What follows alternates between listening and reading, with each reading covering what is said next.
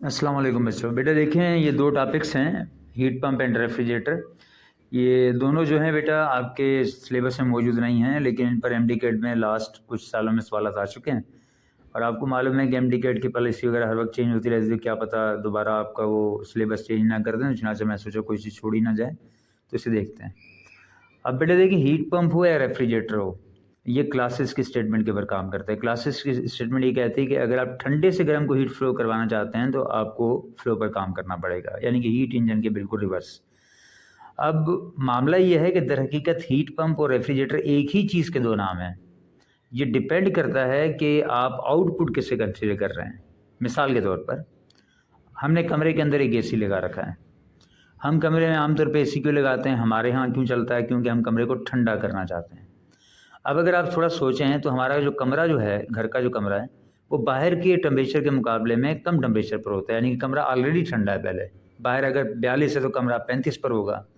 तो एसी क्या करता है कि 35 से इसे 32 पर, 30 पर नीचे लेके जाता है। तो ऐसा करने की लाजमत है उसे यहाँ से हीट उठानी पड़ती है और बाहर एटमॉस्फेयर में फेंकनी पड़ती है, यानी कि वो ठंडे को ठंडा कर रहा है, एटमॉस्फेयर जो कि ऑलरेडी गर्म है उसे गर्म करता चला जाएगा। ठीक है डन।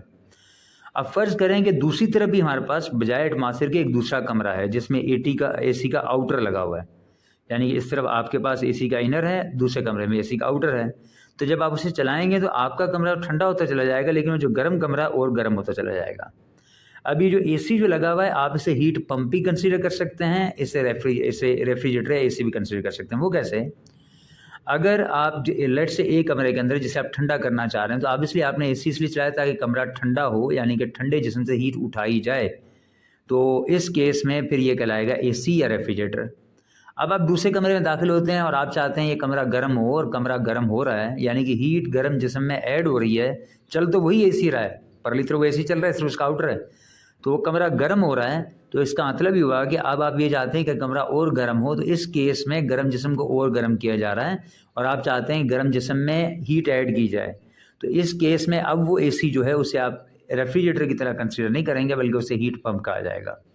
हीट पंप से मुराद एक ऐसी डिवाइस है जो कि पंप करती है हीट को हार्ड ऑब्जेक्ट में, कोल्ड से उठाकर हार्ट के अंदर पंप करती है। तो उसके लिए हमारी आउटपुट वो हीट होगी जो हार्ट में ऐड हो रही है, जैसे मैंने नीचे बनाकर दिखाया है।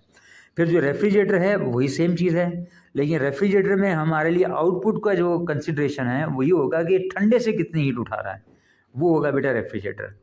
तो यहाँ पर रेफ्रिजरेटर इसी के लिखा, the device which fetches heat from cold to by doing work. ठीक है, यहाँ तक हुआ।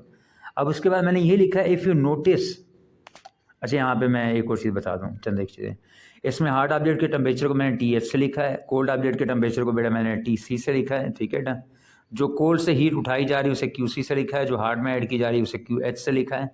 For heat pump heat added to hard वो QH होगी, और वर्क डन जो परफॉर्म किया जाएगा फ्लो पर वो इनपुट है। ठीक है डन।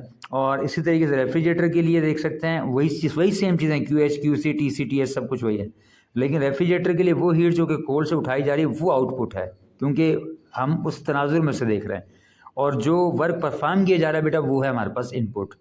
तो अब अगर आगे बढ़ें तो आगे मैंने यही चीज़ यहाँ पे बयान कर रखी है, if you notice that heat pump and refrigerator are same, यानी कि अगर आप नोटिस करें तो हीट पंप और रेफ्रिजरेटर सेम है, लेकिन इसका नाम डिपेंड करता है अपनी रिक्वायरमेंट के ऊपर। If we want to heat a hard object, यानी कि हम चाहते हैं कि गर्म जिस्म गर्म हो, तो इस केस में हम आउटपुट जो है वो गर्मी चाह रहे हैं, यानी कि जिस्म गर्म होता चला जाए, तो QH हमारे लिए आउटपुट होगी और उसे हीट पंप कहेंगे। और अगर हम चाह रहे हैं कि ठंडा जिस्म ठंडा हो, तो ठंडे से हीट उठाई जा रही है, वो जो उठाई जा रही हीट वो अब आपके लिए आउटपुट होगी, फिर उसे रेफ्रिजरेटर कहा जाएगा। नीचे जो डायग्राम है, आसान हो जाए बस।